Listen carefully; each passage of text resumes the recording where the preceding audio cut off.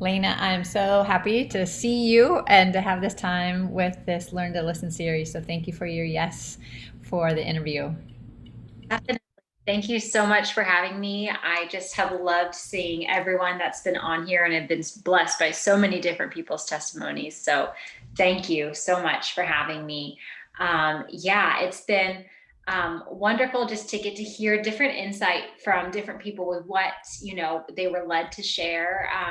I definitely feel very blessed to have been raised in a family where I was homeschooled, and faith was just a big part of my life from a young age. And so it was neat to see growing up. And I think very clear to me the way faith is integrated into different school subjects, for example, like the way that was woven through science and history and how it shaped my worldview. Um, and I started dancing at age 12. So I started a little later, but never connected that block of it. So it was, I feel very fortunate to have been raised under the parents that I was, and just in that family life. But it wasn't until I went to college and really felt this calling for dance in my life, at Belhaven University, where I found out, wow, look at the way, I just compartmentalized it. Look at the way faith and this passion that the Lord and this gifting the Lord has given me, look at the way it weaves together. And I think that just brought so much life to myself overall as an artist. I had really felt for a long time like I wanted to dance with a secular company and felt like the Lord confirmed that in different ways. And so then to have this wonderful 4-year experience where I really got to dive into my faith and my art being one, not separated, was just a really, really rich time for me and opened my eyes to so many different possibilities that the Lord could have instead of just this one thing. Oh, He's giving me this talent. I guess I have to pursue that. It was just like this whole world was opened up, and an incredible network as well of people that I still stay in touch with and learn from. Um, and so after Belhaven, I had the opportunity actually to dance with a Christian company, which was just an amazing, rich experience, and went on from there to dance with a secular company. And I feel that in both those ways, personally, as an artist, I've seen how the Lord has used both environments to really deepen my understanding of the calling that I feel the Lord has on my life, but also what does being a kingdom artist look like in different environments, and at the same time, how am I true to who the Father has called me to be, no matter what environment I'm in? So it's been a really uh, tricky but also good thing for me to navigate, because as dancers, often we're so quick to be people pleasers, and I just want to morph and not cause a disturbance. But I'm really grateful for the ways the Lord has strengthened me through this to really be true to what He's called me to be in. And now, over since actually the start of the 2019 season, I have stepped into a position of being artistic director for Ballet Hartford, the company I'm dancing with. And that has been a whole new journey, and of the ways that the Lord wants me to learn and grow and stay humble. And I'm just, I think the more that I'm in this and learn new things and how to navigate them, the more gratitude I get for incredible leadership I've seen in my life, like Cynthia with you at Belhaven, previous leaders before me, all of that. I just have such a heart of respect for what people have done, and am excited to get to play a part in that, in a sense, with the role that I have. But I think something that's really helped me through this whole time of jumping into a position where I was a little bit shocked by it and overwhelmed, and it was a big role. In Corinthians, where he talks about my grace is sufficient for you because my power is made perfect in weakness. I think growing up and knowing that verse, but there are certain verses that until you really live in that place, you don't really get the meat of it. And that's something I've really clung to. And while it's been tricky, what's been so great about it is that uh, it's never a place where I'm like, oh yeah, I've earned this now. Like, look at that work. It's the Lord is like, look at what I've done for you, Leyna. Look at how, I've molded you through this, the opportunities I've given you. So um, it's been a wonderfully healthy place for me just to continue to be dependent on him, which I'm really grateful for. But yeah, that's where I am now, as artistic director, and I'm excited to see what God's going to continue to do in all this.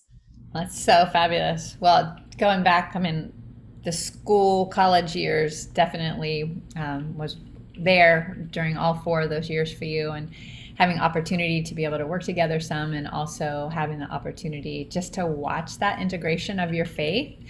And you're so clearly articulating the really the status of some of the students entering in that have this compartmentalization of, here's how I see my faith, and here's how I see my dance. So I love that God can be found in both, right? Our faith, obviously, but also in our dance as well. And then watching that for you was so beautiful, because I saw you continue to grow in both of those areas. And now having some interaction with you with the company, it's such a blessing, a huge blessing to be able to dialogue about, where we're headed with the company and what God's doing and the shifting that's occurring, and especially how faith really is needed during this pandemic and a lot of the uncertainties. So just as you've continued to grow as a leader, I know you've learned how to listen more intently to God, but also just tying in, what have you learned as a leader? How have you learned to continue to, I think, hold things more loosely, because you like to have things planned out. You like to have things organized, and it doesn't always go that way. So I'd love to hear about those, both of those areas, listening, and then I guess the listening and then the obedience. No, that's completely me. From as young as I can remember, I love plans, love thinking, okay, well, A plus B equals this, and that's where I'm going to be. And so I just need to follow those steps and do it. And that to me brings, a sense of security, a sense of delight, a sense of, feeling like, okay, I can manage this sort of thing. So I'd say, I mean, for everyone, especially with this past, year and a half of the pandemic, it's been a really crazy time of, am I going to let go of some things I've held as security in my life and really let God take over that? Or am I going to just be stubborn and then keep running into these places of, you can't plan anything, Leyna. You just need to, be present and go with it. And I think being present really is what ties into me learning to listen just in general. With all of my orderliness that I love and find satisfaction in, I also can get really easily into Martha mode and just be like, oh, okay, well, while I'm, on the phone with this friend or listening to this person, or my husband comes home and he's going to debrief with me, I'm going to do 6 other tasks, and I'll be efficient, I'll be productive, all these things that I think are valuable in the moment. And later I go back and I'm like, I wasn't able to be fully there with the person. I wasn't able to offer all my support or empathy or really, know truth in that moment. Um, and so being present, which I learned through this pandemic, is something that's really helped me understand, the fullness of listening, whether it's listening to the Lord or listening to others. That, we talked growing up about active listeners, and what does that mean when mom's telling you something and are like, are you really listening, or just like, yeah, sure, okay, got that. And so just that ability to be present, and to, it's, you feel, when you feel heard by someone, especially someone you admire, it changes your day to know that you have that value and that importance in someone's life. And so I think kind of working through those things in my head of being like, you like feeling heard, how do you think that person feels? But also in my time with the Lord, I think um, I found different ways of listening, and how do I listen to him more intently and more deeply, whether it's when I'm reading his word and asking for the Spirit really to fill that time and to bring new insight. Um, I've had a lot of driving time over the past couple years, and it's turned into an amazing time, not only to converse with the Lord, but also just to be still. And that's something that has been really, really helpful in, as a leader, knowing when the Lord is leading something. So when I have those times in the car where I'm quiet and I'm getting to know his voice more acutely, then in the moments of, okay, there's a decision to make, it's a good choice and a good choice. What do I do when I hear his prompting? I know that, like, I know that's my Father's voice. So um, I like that it is something you cultivate, and it's something that I'll continue, like, as a discipline, to grow in and to learn from. But yeah, this time of the pandemic has really brought out a lot of strongholds in my life that I had as a security blanket and as a net. And something that my husband and I actually, around the beginning of the pandemic, when there was just a lot of unrest and a lot of friends that and family that we adore and just have all these differing opinions, where we both really felt on our hearts, like, how can we have conversation and discussion with people that doesn't turn into something where my opinion has to be right, my voice has to be heard. And even in the sense of, we don't have to reach a conclusion. It's not like one person has to now join the other person's side.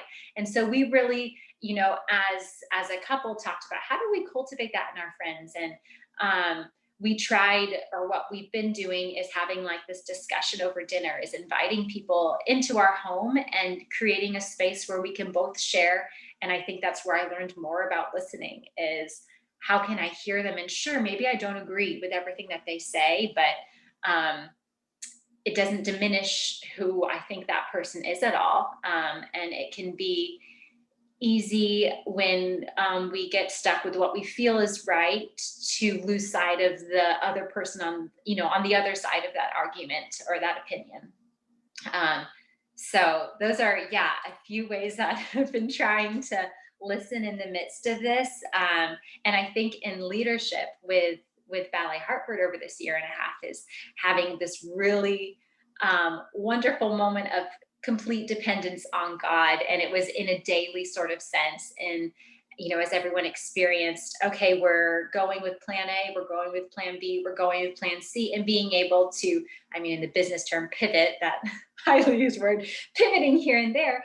But also that it just felt like the Israelites in the desert. Where's the manna? Is the manna going to come today? And then it will be gone, by nightfall.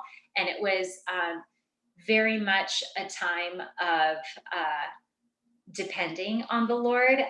But that taught me a lot about how to be present, which was, as a planner, something that, was always out of grasp. I was always, okay, I'm already here, I'm there, or I'm doing 6 things right now, is, okay, how am I fully in this moment and giving my all to the person I'm listening to the thing that I'm focusing on. And then thanking the Lord for it, because those moments that we found out, whether we got to be on stage or even just in the studio rehearsing, were just a moment of gratitude to get to do that in the midst of all that. So definitely thankful for the many things. Those are just a few of the many things through this past year that the Lord's taught me. I love that analogy in particular about the dance language pivot. I'm sure pivot's used out in the other parts of the world as well, but we kind of, claim that word for us. But I think it would be fun to have somebody would write a business manual using all dance terms. It might have already been done, but that could be really awesome. Then we could get it. I would do that in careers. Like, this is, and everybody was like, okay, now I understand how to catapult out into my career from my college experience. And I appreciate that, the transparency of really articulating that, you've had to learn, and there has been, a plan A, a plan B, a plan C, it goes on. And so there is movement and fluidity, and dancers, there is movement and fluidity. But one of the hard things, I think, for dancers is flexibility at times. Some are naturally born hyper mobile, right? Very, very flexible. And others, it's just like, and then that can also be reflected in our personalities, or just in our nature, our comfort zone. So really, it's that relinquishment that I'm hearing you say. And I think the other part that's so tied into that is when you're a dancer or you're a performer, your performance is directly a reflection of you, is what we feel. And so if I'm performing well, then I am doing well in life, or at least people might feel that about me. So there's a lot to unpack, both in what's been happening this year and a half, but also in that transition into leadership roles, or in that transition for some that have been more on the stage and performing a lot and getting accolades there. And then when you shift, and that's not necessarily the lane that God has you in as much focus and attention, and these other things are rising up that He calls us to. So we need Jesus. I mean, really, that's just the real basic answer, is to go, back to the manual. I'm going to read this real quick. This was from a devotion that I did, I believe it was day before yesterday. Let me pull it up really quickly. Where this, from Psalm 65:1, it says, "Praise awaits you, our God, in Zion. To you our vows will be fulfilled. You who answers prayers, to you all people will come." So this praise awaits you. So I think that there's something in what you said about the acknowledgement, or really, God is waiting for that, right? He's waiting for us to give Him recognition, or to lean on Him, or cry out to Him, or cling to Him. And so I've seen that happen in many people's lives, or I've heard about it happening. So you're, basically welcome to the club, where, it's continuing to be a part of, the demands in your life, or the opportunities, I should say. So you did articulate about having the opportunity to work in a marketplace company, being able to work in a Christian company in that setting. I'd love to hear more about that, either how you've navigated it yourself as a person of Christ, as a follower, as an artist. Has it brought other things out of you from being in one environment compared to another environment? Or I just would love that perspective, because you've been able to move in both. Um, yes, I mean, in the Christian environment, that was where I went to first, right after Bellhaven, a Christian company, and it really felt like home, in that sense of being at Bellhaven around like-minded believers who were also pursuing dance in this way. To then go to a company where that was also modeled was really amazing, and I think it was kind of like a sweet transition the Lord led me through, to go from Bellhaven, which was so wonderful, into another place, which was also just very nurturing, and very much another place where I'm from California and was moving my way across the country to Connecticut. So, in that sense of another distance between myself and my family and community at home, it was neat that it was just immediately a family there as well.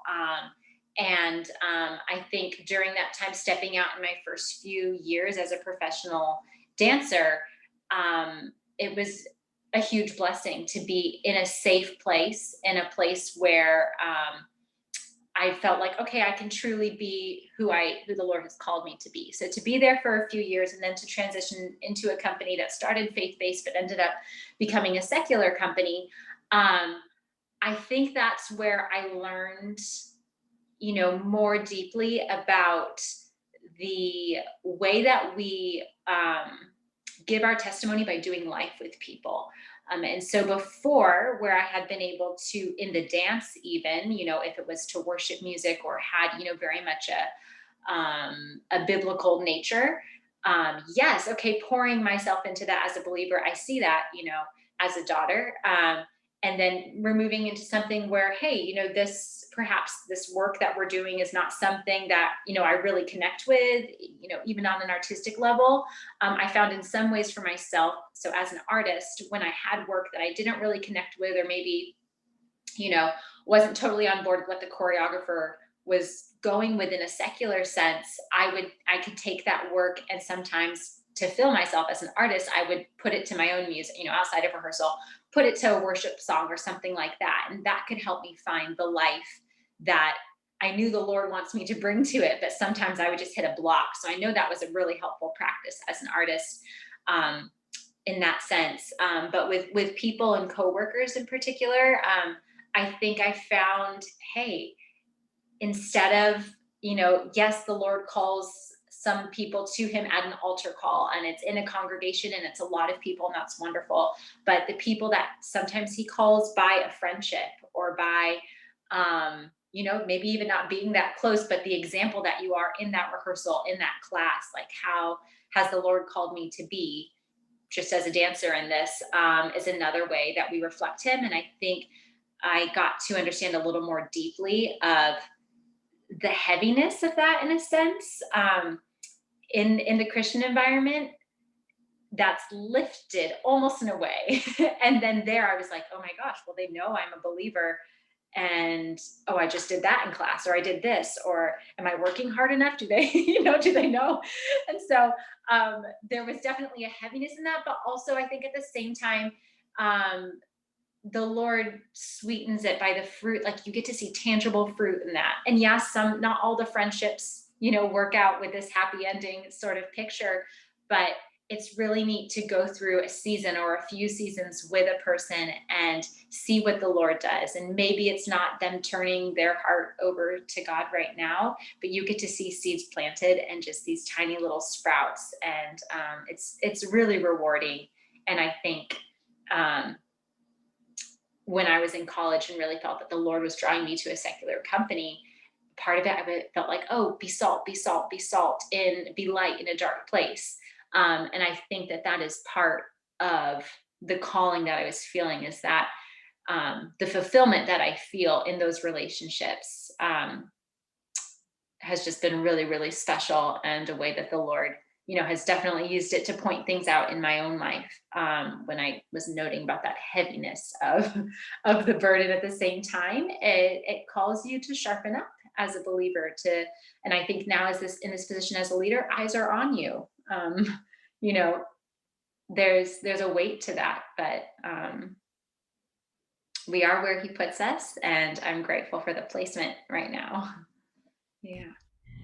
That's beautifully articulated, and I appreciate the that understanding of like the weight and what we might feel. And I believe there can be that sense of the weight of the world when we're out in the world, and also the weight of being in the kingdom. And are we living a life worthy of the Lord? And so, how do we come to that place of having peace and assurance in that? And then also, with that, it's what are we superimposing on ourselves again? Because the whole performance mentality, do you know? Because I use this, analogy, or just, I don't know, symbolism, a fair amount, just with students or dancers.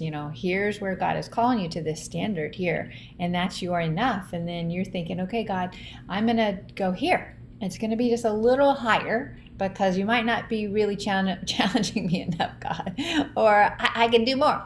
And so it just doesn't align.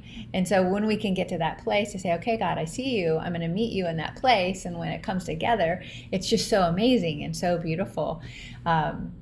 So I appreciate, that you've had experiences out in the marketplace. You've had experiences within the kingdom, in both performance settings.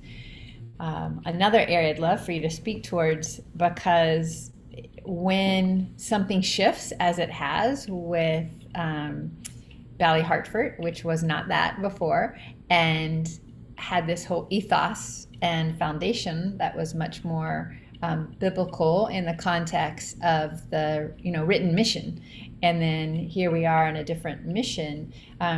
It's not any less spiritual, right? It's not any less profound or significant.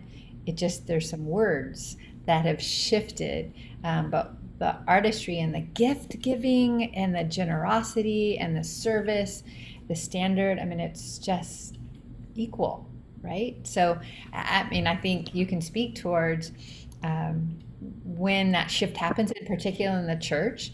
It's not always met so favorably, right? That you're now as Leyna walking from Jesus. Do you know what I mean? Those are real things. And this is an example, but it happens out there in the industry all the time. Was there any of that you've had to process through, or any of that where people came in and you now are under suspect? Yes, no, I could completely. Yeah. Um, I mean, I can think also from a personal sense of I also went through a time where I was like, is this important, Lord, when I'm dancing in a secular company, or should I be in Africa building houses? Like, should I be doing something where I can see the results that is also recognized universally by believers as, yes, you are helping the poor? And I struggled with a time for, if I'm just over here in this little corner of the world creating beauty in a studio, what does that do for anyone? And I think the realization, that of how broad God's kingdom is, like you look at the diversity in the world and his heart for everyone, that his kingdom is just huge. And I can be quick, and I think we all can fall into this, boxing things in, and this is what it looks like and we know it to be. And so I definitely found a lot of freedom for myself when I even went back to that, well, no, I just need to be doing something hands-on that's, obviously helping the kingdom. um, that the Lord works in the most mysterious ways as I find myself in this position, something that I never, as a director, never really thought would be, in my path. He works in incredible ways, so that way he can be glorified, so that way he can influence people in ways that I had never thought were possible. So yeah, I definitely experienced some of that, uh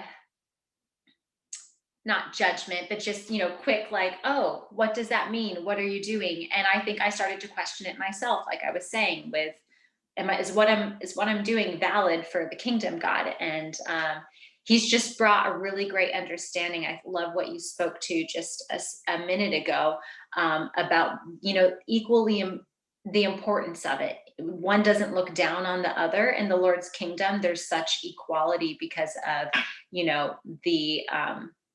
the unconditional way he loves everyone, that's shared in our callings as well.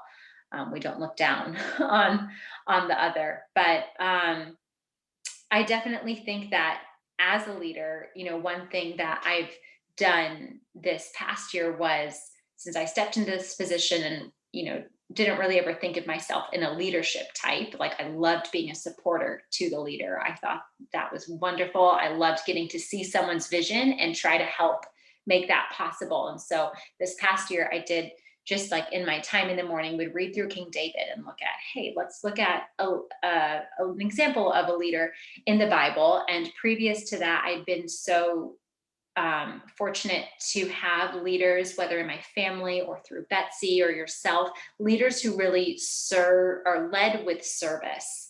And I was always so struck by that, and the way that likens to Christ, who came as a servant and really led by service. And so anyways, that was something that had always stuck out to me about leadership. But reading about King David this past year, there were three things that I felt really stuck out to me about his leadership that he showed, that I've been trying to ruminate on and really fully understand and grasp. And it was his dependence on God, his humility and transparency as a leader, and his remembrance. And so throughout the Psalms, like you were already saying, David is continually depending on God.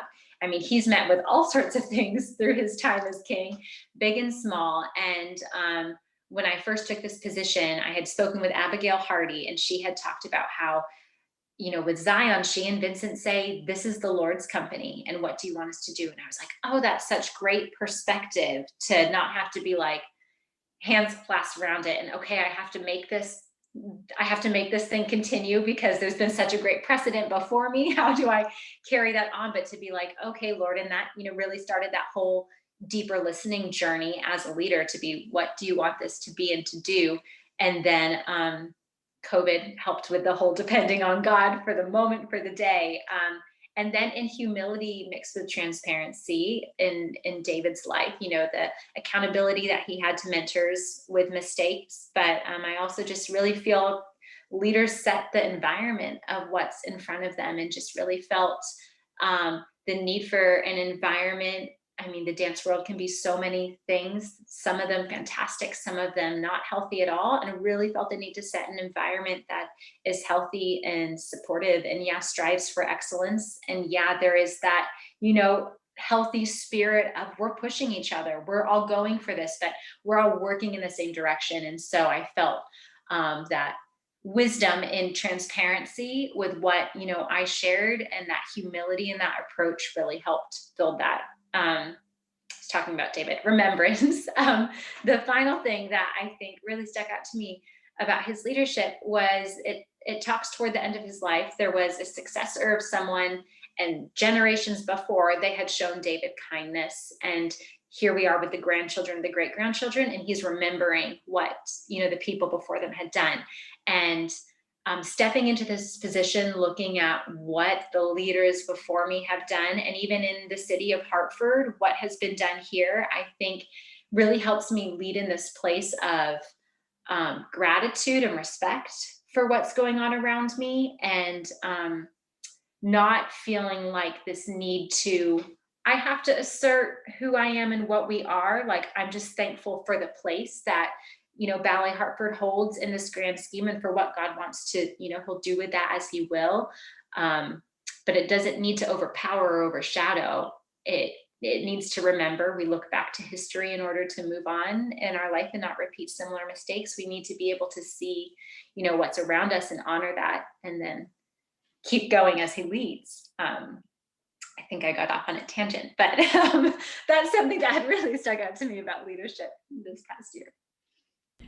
Well, I think, we can talk for hours, right? Because there's so much to reflect upon, and both in just this transition in your life, but also just what opportunities have been afforded to us because of the pandemic, and we're not in what has been normal, and now we're in our new place of, well, we're not even quite there because it's still ever shifting and changing.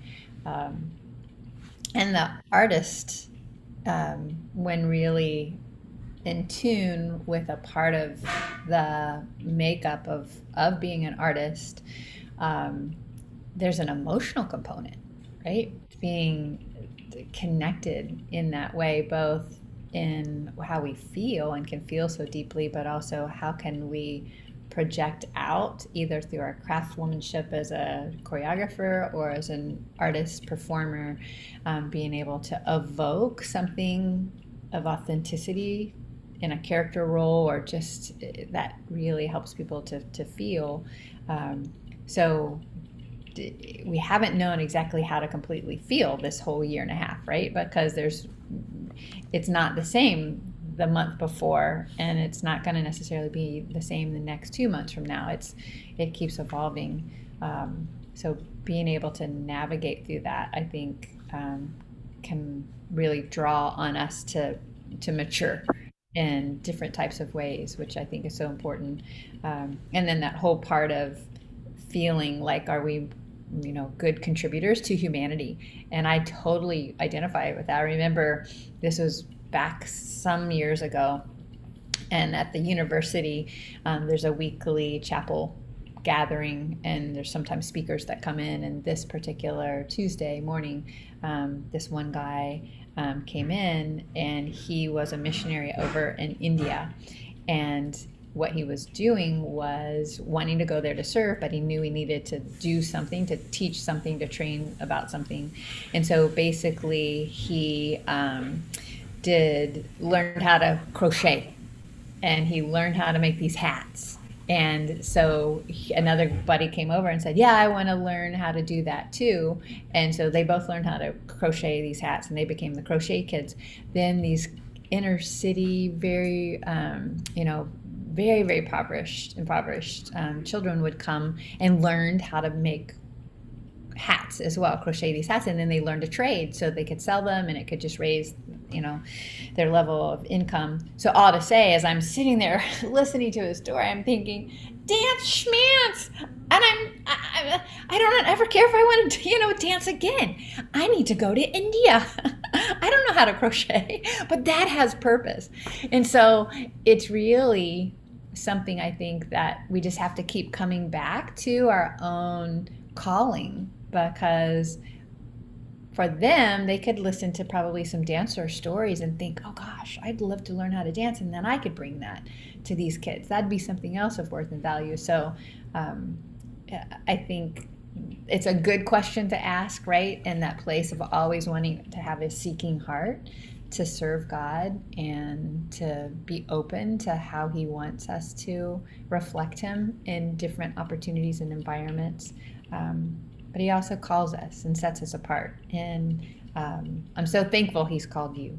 And I'm so thankful that He set you apart. And I'm so thankful for your faithfulness in that God foundation in your navigation, as being a wife and as being a dancer and as being a leader and servant and a contributor that you are in so many different ways. It's just been beautiful to watch, and I just can't wait to see how God's going to continue to move over the years to come, because I feel like, you're just starting to touch on some of what He has. I think there's just more and more and more, and that's a part of being proven faithful in the smaller things. He's going to bring greater things. And so I ask, just in closing, any words of encouragement or admonishment or thing on your heart that you'd love to share, that you'd love them to know about you, or about just understanding of who they are in Christ, or just what might come to mind. Definitely have been feeling more recently that as believers, we're really called during this really difficult time. I feel like there's a lot of sifting through of um, people who really believe, the truth and are desiring to follow God in the midst of opposition or uncertainty. And so I really recently felt this feeling of, encouraging and bolstering myself for boldness and what I know to be true and right, along with my brothers and sisters around me, to not back down or let things kind of get washed down, because of differing opposition. So that's something that's been on my heart, like in terms of encouragement, that the Lord has given us this incredible spirit to be with us, that will bolster us, give us the words to say, and help us to discern the moments when we do need to take that stand and be bold. I think along with that,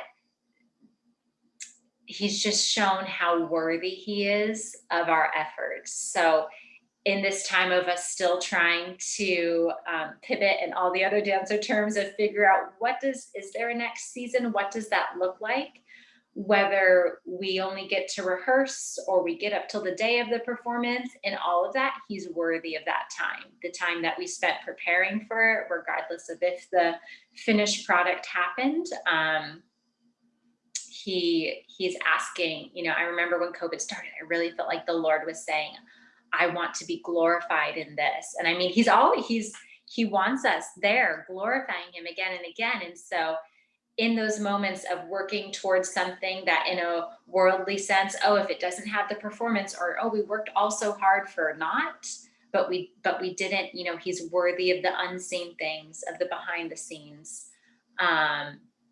I think that's really heavy on my heart. I know as for myself, I'm eager to learn something about me. I'm super eager to learn, and I just appreciate the wisdom that's been offered to me by so many people, and just, want to keep cultivating that spirit myself through all of this. Day by day, they say, as you continue on with life, you just find out how much more there is that you don't know. And as I even begin to know myself better, you find out so much more about yourself. So I think just keeping that spirit of, never thinking I've made it now, but just what else is there for me to learn, and to be excited about that. The Lord has us on this earth in this continuous process of sanctification. And so this learning, this growth is all hand in hand with that. But thank you. Yes. Yeah, I think that place of arrival really, just even when Jesus returns and there we are and have that opportunity to bring acknowledgement for eternity, have we arrived, right? Well, we've gotten out of one suit into another one, and we don't know what that other one necessarily is going to look like. And how's it going to move and dance? And can I find my center in it? How quickly is that going to happen? But in that place of, then I think it gets to start all over again in the context of, yes, we get to keep learning and growing about the heart of God, because now we're exposed in a whole new way that will allow us for eternity to be able to keep growing and learning and worshiping God and honoring God and blessing Him in the way that He longs to, just in that same verse that I read just a moment ago. Praise awaits you, our God. Praise awaits you. So thank you for being a representative of that heart. And it's really admirable and so beautiful. And I'm just love you to pieces. So thankful for you, and so proud of you, and so blessed by your continued pursuit of God in your faith and in your artistry and leadership. And I'm just excited for what is yet to come. My dear, dear friend, I'm so excited for you. You're welcome. I love you. Thank you.